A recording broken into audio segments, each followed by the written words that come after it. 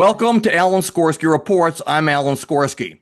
We are coming close to the second anniversary of the worst slaughter of Jews in a century.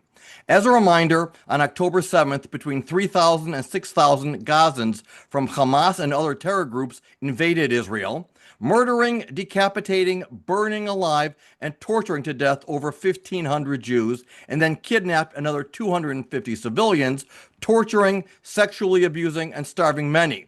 This includes the strangulation of 4-year-old Ariel Bibas and his 10-month-old baby brother Kfir and mother Shiri. Any nation on earth would have retaliated with a scorched earth policy, leaving nothing alive in the attacking country. Israel, on the other hand, has gone to great lengths to minimize non-combatant casualties.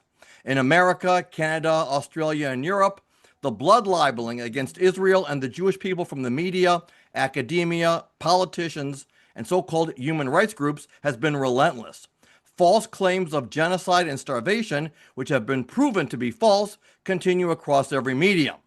But the biggest shock to us all was a letter written this past August around Tisha B'Av, signed by 80 people referred to as liberal Orthodox rabbis, in a letter titled "A Call for Moral Clarity, Responsibility, and a Jewish Orthodox Response in the Face of the Gaza Humanitarian Crisis," who claimed in that letter that Hamas's sins and crimes do not relieve the government of Israel of its obligations to make whatever efforts are necessary to prevent mass starvation. The letter also claimed that justified anger towards Hamas has dangerously expanded by some extremists into blanket suspicion of the entire population of Gaza, children included, tarnished as future terrorists.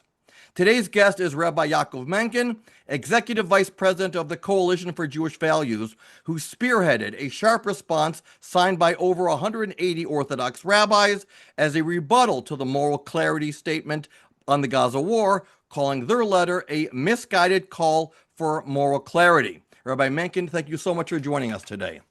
And thank you so much for having me. Okay, so we know about the letter and the points that they put in here, just criticizing Israel.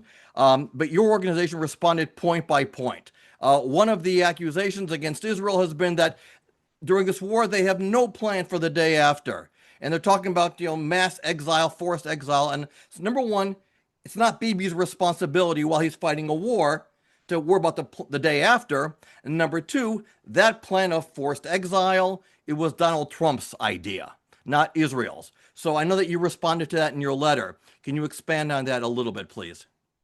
Well, the whole idea, and the reason why there's only one ethnicity to be found in Gaza is because of the murderous intent of Hamas and its supporters within Gaza. It's not an extreme statement to say that that the Gazan civilians of the Strip are partially to blame here. They did elect Hamas. Those who don't support Hamas support one of the other terror organizations. None of the organizations that they support, there is no such thing as a peace movement in Gaza. It's all about which terror organization do they support. You even have Al-Qaeda supporters there. You have Palestinian Islamic Jihad. You have the PFLP. All of these organizations, like Hezbollah up north, believe that the murder of Jews is a positive goal. And I say that advisedly. It's not about Israelis. It's about Jews. Hamas has genocide written into its charter. It not only did it attempt genocide on October 7th, but its leaders said afterwards that given the opportunity, they will execute October 7th again and again and again until every Jew has been slaughtered. So anybody who says to you that you should not eliminate Hamas, that Hamas should be allowed to stay, or that it's somehow the Israelis' fault when civilians are caught in the crossfire between the genocidal terrorists of Hamas and the IDF, these are all people who desire that genocide, or they're too stupid to realize what they are in fact advocating for. Francesca Albanese of the UN is an actual Nazi. The UN Relief Works Organization proved itself to be the UN's very own homegrown terrorist organization.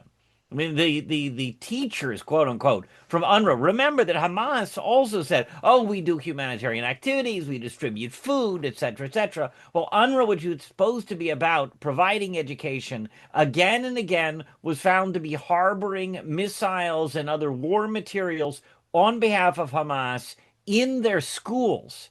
And there were actual UNRWA teachers who would go to school by day and return home to torture the hostages that they were holding by night. And multiple hostages, after they released, say, "I was held by an UNRWA teacher." These are not decent civilians. These are not decent organizations. In a true and just world, anything from the UN in Gaza would be declared to be an enemy military force, part of Hamas, and a legitimate military target. Certainly, anybody else, including the Americans, would have eliminated them immediately after this happened, and UNRWA was proven to be a part of it. So, this is where we are. Complete double standard against the Jewish community. And these 80 quote unquote rabbis, I'll get back to that in a minute, are claiming that Israel's doing it wrong, that it's somehow the Israelis' fault, that somehow the Israelis should have been doing it better. I do want to point out, I think it's a very important point. They claimed it was 80 Orthodox rabbis, and all of the coverage about it said dozens of Orthodox rabbis, 80 Orthodox rabbis, what have you. That is completely false. There was a handful of legitimate Orthodox rabbis. At the maximum highest estimate I heard was 20. There are 20 women on this list. Rabbi Sharon is not an Orthodox rabbi. Get over it. This group called Open Orthodoxy claims to be Orthodox, but it's not. And that's because the word Orthodox actually means something. It is used, it was created actually by the Reform movement to be a synonym for Orthodox, for traditional observant Judaism. Jews from Morocco never had such a thing as Orthodox or Reform, but they're called Orthodox in this context. Jews from Yemen, Jews from all over the Middle East and Northern Africa, Jews from countries where there was never, in South America, where there's never a Reform Judaism. They're all called Orthodox in this context because they observe traditional Torah Judaism. Right.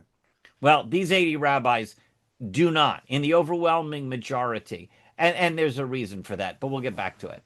Right. So also what bothered me so much about this was that this letter was spearheaded by Rabbi Blau, okay?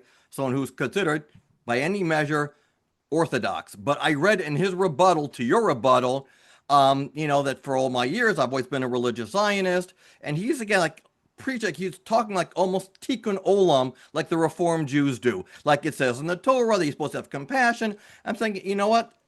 Israel does more for any other, does more kindness and acts of chesed and medical benefits. The families of Hamas, the families of the PA go to Israeli hospitals for treatment. When Bashar al-Assad was committing a genocide against his own people, Syrian children were being rescued and coming into Israel. So for them now to say that Israel has a moral obligation to take care of all Hashem's, I mean, to me, again, this is not Orthodox, and I'm leaving out the 79 other people. I'm focusing only on Rabbi Blau because he's the one who supposedly was in charge of all this, and he responded to your letter as well.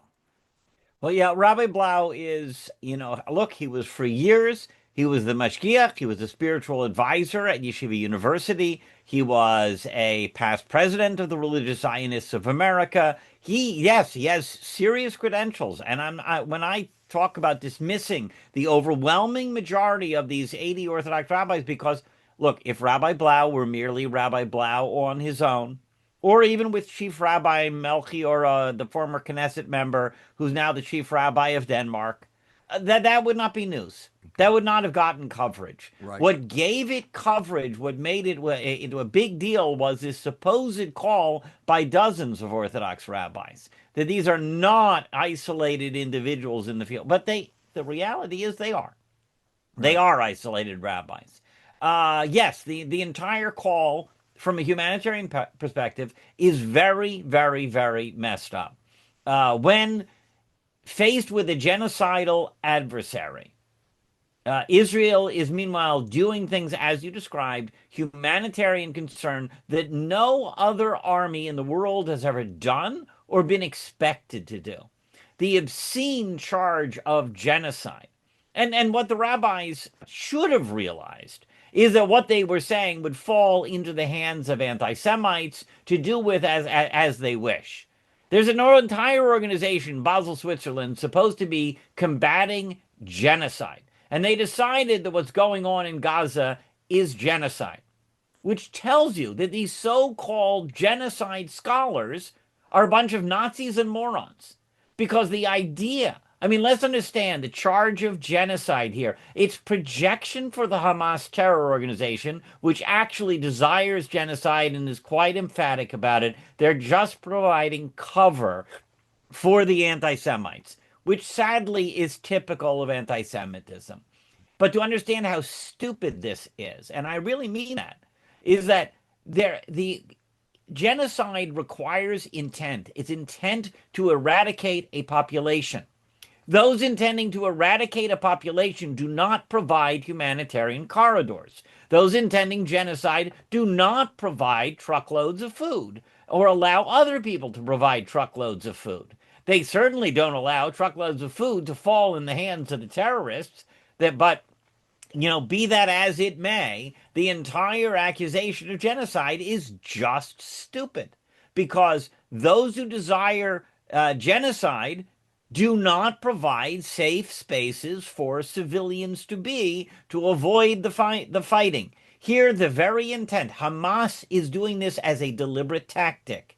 There is a reason why they build their infrastructure underneath. There's a lot of open spaces in Gaza. This myth about it being a packed-in area is simply false. There's a lot of open spaces, but the fact is that Hamas built their bases of operation underneath the cities, underneath Gaza City, underneath Rafah. They specifically do this and had their infrastructure in tunnels underneath civilian buildings and hospitals and mosques and schools, so that when the Israelis, in order to combat the terrorists who are firing at them, have to shoot back, that, oh, you see, the Israelis destroyed the hospital, the Israelis destroyed the school, the Israelis destroyed the homes. It's absolutely false. It's bogus. And these so-called genocide scholars are lining up to provide credibility to the false accusations of Hamas.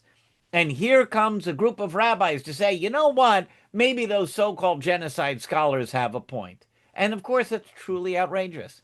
Right. So it's, again, you made some great points here. And one of the things that I read, and I couldn't believe that he said this, in his interview with, I think, the Jewish Telegraphic Agency, Rabbi Blau said he was surprised that the New York Times picked up this story. I'm thinking, seriously? 80 Orthodox rabbis criticize Israel and you're surprised? But here's something that really shocked me. When he was asked about, do you think that your letter aids the enemies? He said, no. He said, in Israel, I'm in Israel, because I guess he made Aliyah. He said that there are protests all the time. So we're no different, and this only strengthens Israel. I'm thinking, first of all, in Israel, they have their own cheshbono. So you have the Tel Aviv people. They have their they're leftist, they're anti-religious, they're very pro things that we don't believe in. So for an Orthodox rabbi of his stature to say that if Israel can protest, if Israelis can do it against the government, that I'm not doing anything worse, and if anything, I'm just strengthening democracy. You got to start with the JTA and them picking up the story and to claim that he didn't know that this was going to happen requires a real deafness to what's going on, and the JTA in particular, because I guarantee you, look, and anybody can do this. Do an internet search. Right. JTA, first Orthodox rabbi to do X. And you case after case, to perform a gay wedding, to perform an intermarriage, to engage in a gay relationship, to engage in a trans relationship, whatever you have, or to be trans, right. All of those things will go right back to open orthodoxy. The JTA is cheerleading for this claim that open orthodoxy is actually orthodox, as in actually Torah observant. There used to be something called the Union for Traditional Conservative Judaism. They broke off from the main conservative movement when the conservative movement decided to bring in the secular Hebrew teachers to put on a quote unquote vote to allow women to become rabbis. All of the rabbinical authorities, all the Talmudic committee, with one woman exception, said you can't do that. So they did it. Okay, so that's where Union of Traditional Conservative Judaism gets its start. They dropped the conservative from their name. They're the Union for Traditional Judaism. If you go look at the positions, Union for Traditional Judaism is closer to Torah observance in many of its aspects than is this Open Orthodoxy movement. But because this Open Orthodoxy movement started as a breakoff by formerly Orthodox rabbis, Right. and went downhill from there, they claim it's legitimately. Find me a legitimate Orthodox organization anywhere in the world that will tell you that Open Orthodoxy is actually Orthodox. You won't find it. It's a myth. It's nonsense. And the JTA has devoted countless pages on their website to promoting this ridiculous myth. So that's who we're dealing with. The whole thing is based on lies and obfuscation. No surprise that they would endorse a letter that I'm sad to say I don't understand. Those who are legitimately Orthodox. Orthodoxy is about reality. I know that Rabbi Blau said, there has to be a place for those who are not right wing or centrist. What there's not a place for in Orthodoxy is lies. Right. As Ben Shapiro likes to say, you got to have your own opinions. You don't get to have your own facts. Right.